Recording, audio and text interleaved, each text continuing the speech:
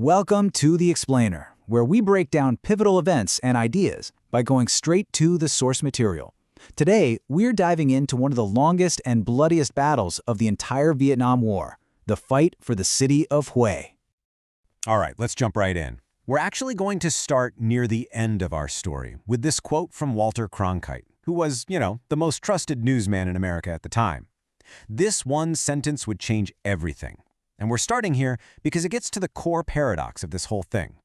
How could the Battle of Huế be a clear-cut military victory for the U.S. and its allies, and at the same exact time be a devastating strategic defeat that turned the American public against the war? So to really get what happened, we need to rewind the clock to January 1968. It was the Tet holiday, the Vietnamese Lunar New Year, and there was supposed to be a truce, a pause in the fighting across all of Vietnam. And this right here, this shows a just colossal intelligence failure. Allied Command, MACV, that's Military Assistance Command, Vietnam, they were completely fixated on a potential fight way out at Quai Son. They were operating under the assumption that the enemy was weak and that, hey, the holiday truce would be honored. But the reality? North Vietnam was about to unleash the Tet Offensive, this massive, countrywide, coordinated attack. And the historic city of Huế, it wasn't just another target. It was one of their main goals. So, in the dead of night on January 31st, bam, the attack hits. It was incredibly fast, it was brutal, and the timing, well, for them, it was perfect. Because of the truce, tons of South Vietnamese soldiers, the Avion, were on leave, celebrating with their families. The city's defenses were paper thin, and they were just completely overwhelmed. The real prize, the crown jewel, was the Citadel. Think of it as this massive walled city within a city. And get this, by 8 a.m. on that first morning, PAVN troops had stormed it and raised the Viet Cong flag right over the main tower. For the Allies, it was a shocking, unbelievable setback right from the get-go. So, getting the city back, that was going to take a whole different kind of fight, a kind of war that American forces had really never trained for. Yeah, forget what you think you know about the Vietnam War, with its jungles and rice paddies. This was gritty, brutal, house-to-house urban warfare. The U.S. Marines who led the counterattack, they had to make up tactics as they went. They learned pretty quick that running down the street was a death sentence, so they started blasting holes through the walls of houses, clearing one room, one building at a time. And just look at this timeline. It really drives home how long and vicious this thing was. What was first dismissed as, a minor incident turned into this month-long nightmare.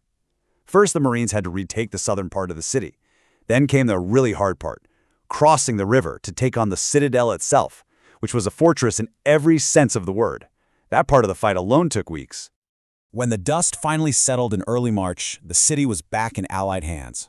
But the cost? Well, the cost was just staggering. Let's talk numbers. Militarily, the cost for the Allies was steep. Over 660 South Vietnamese and American soldiers were killed, and thousands more were wounded. That's a heavy, heavy price for one single battle. But for the other side, the North Vietnamese and Viet Cong, their losses were absolutely catastrophic. The U.S. military estimated over 5,000 of their soldiers were killed. So if you're just looking at the military scoreboard, there's no question they threw a huge force at the city, and they lost it all. It was an undeniable tactical defeat for them. But the real gut-wrenching tragedy of Huế, that was what happened to the civilians. Almost 6,000 were killed or just vanished. And this wasn't just collateral damage. No, while they held the city, the PAVN and Viet Cong rounded up and executed thousands of people. Government workers, teachers, priests, anyone they considered an enemy. And if you managed to survive all that, well, you probably didn't have a home to go back to. The fighting created a massive refugee crisis. We're talking 116,000 people made homeless. To put that in perspective, the city's population was only about 140,000 to begin with. The vast majority of people who lived there lost everything.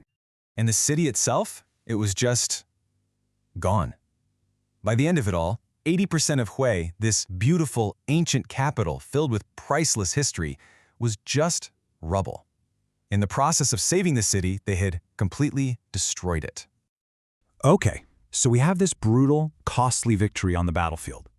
How in the world did that translate to losing the war back in America? Well, it all started with what became known as the credibility gap.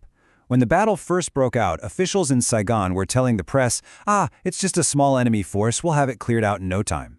But reporters on the ground were seeing and filming a completely different reality, a desperate, bloody struggle for survival. And people back home saw that disconnect.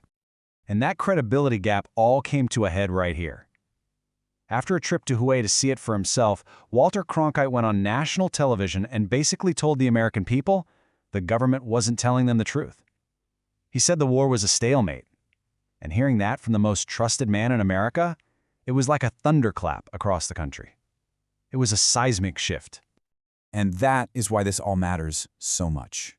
You see, on paper, Huế was a victory. They retook the city. But the shocking images, the high casualties, and the raw journalism coming out of that city just blew apart years of optimistic progress reports from politicians and generals. It proved the enemy was anything but beaten, and public support for the war at home, it just never recovered. So back to our question. How can you win a battle but end up losing the war? Well, the Battle of Huế gives us the tragic, textbook answer. It's a powerful reminder that wars aren't just fought with guns and bombs. They're also fought in the hearts and minds of the people back home. And in that arena, the Battle of Huế was a devastating defeat.